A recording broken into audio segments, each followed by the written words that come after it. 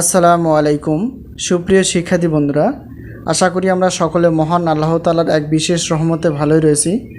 আবারও স্বাগতম আমাদের math and science online university suggestion শাখায়। প্রিয় শিক্ষার্থী বন্ধুরা, তোমরা জানো আমরা ইতিপূর্বে প্রথম বর্ষ ডিগ্রি পাস বিএসসি প্রথম বর্ষ, দ্বিতীয় বর্ষ, তৃতীয় বর্ষে সাজেশন দিয়ে ফেলেছি।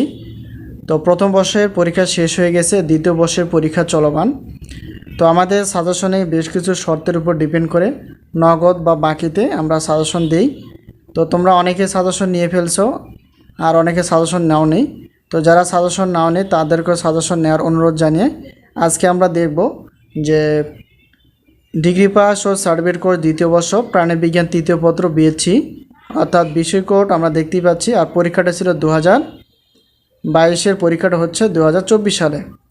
2022 সালের পরীক্ষাটা হচ্ছে 2024 সালে। এই পরীক্ষাটি অনুষ্ঠিত হয়ে গেছে অর্থাৎ জুলাই 10 তারিখে।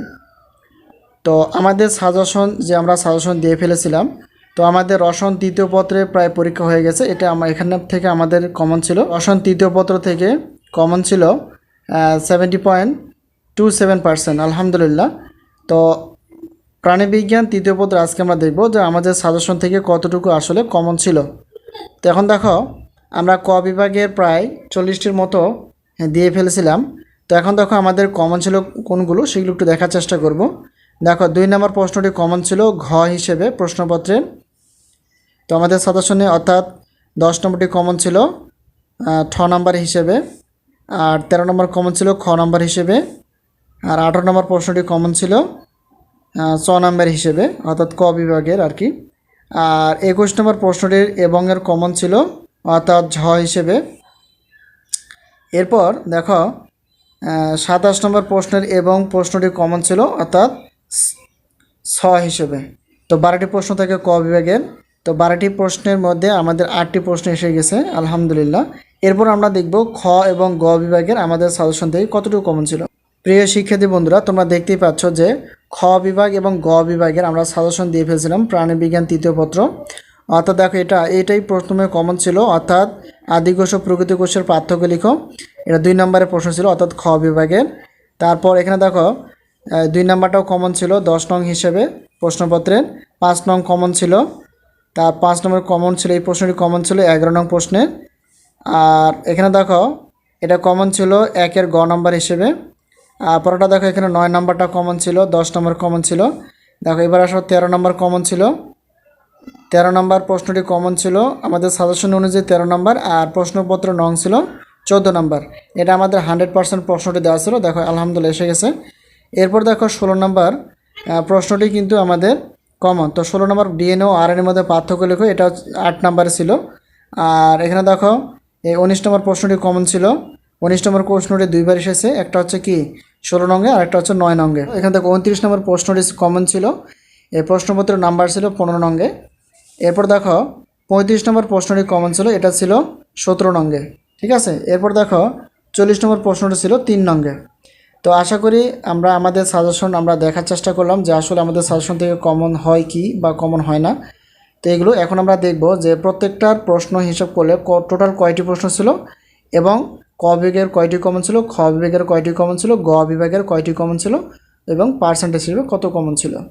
তো এখন সারাংশ হিসেবে যদি বলতে চাই যে আমাদের সাজেশনের থেকে অর্থাৎ প্রাণীবিজ্ঞান তৃতীয় পত্র কতটুকু কমন ছিল। এখন মোট প্রশ্ন ছিল টোটাল হিসেব করলে 28টি প্রশ্ন ছিল, ক খ গ বিভাগ সব মিলে 28টি মোট প্রশ্ন ছিল। তো তার মধ্যে আমাদের প্রশ্ন অর্থাৎ সাজেশনে যে কমন ছিল 19টি, কমন ছিল না 9টি।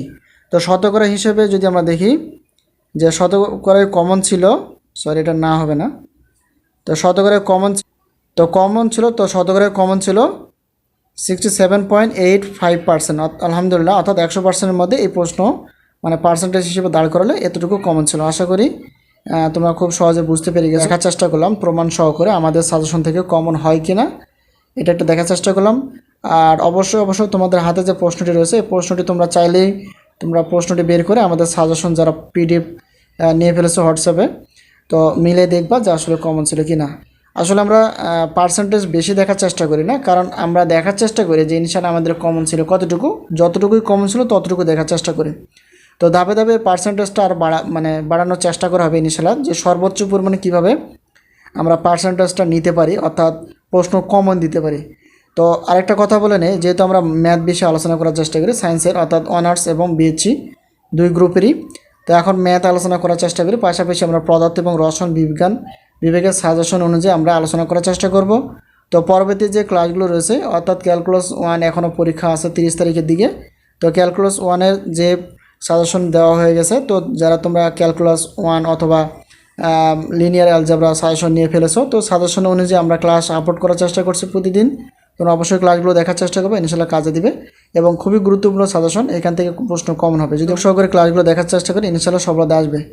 তো সাজেশন নেওয়ার প্রত্যয়ে, ক্লাসগুলো দেখার প্রত্যয়ে সকলের সুস্বাস্থ্য কামনা করে, সকলের প্রতি দোয়া কামনা করে এবং আমাদের প্রতি তোমরাও দোয়া করো, আমরাও তোমাদের প্রতি দোয়া করি, যাতে করে তোমরা ভালো কিছু করতে পারো আর ভালো কিছু রেজাল্ট করতে পারো।